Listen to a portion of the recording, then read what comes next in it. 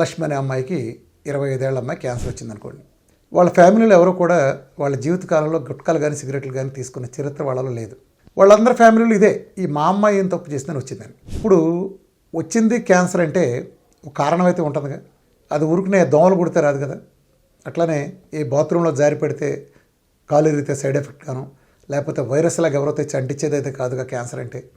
ఖచ్చితంగా ఒక బలమైన కారణంతో వచ్చింది. ఆ కారణం ఏంటి మనకు తెలియదు. కాబట్టి సిగరెట్ లాంటి గుట్కా లాంటి ఒక కారణం, కానీ సిగరెట్ గుట్కాలు కాదు. మరేంటి? మ్యాథమెటిక్స్లో మీకు ఒక ఫిగర్ తెలియనప్పుడు మనం ఎక్స్ అనుకుని లెక్క మొదలు పెడతాం.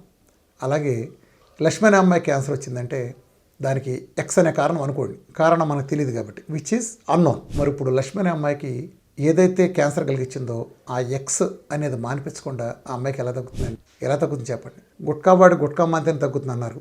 సిగరెట్ ఆడి సిగరెట్లు మాంతేగానే తగ్గదని చెప్పిన మీరు ఆవిడ ఎక్స్ మానకుండా తగ్గుతుంది అని మీరు ఎలా ఎదురు చూస్తున్నారు? మీరు అసాధ్యం.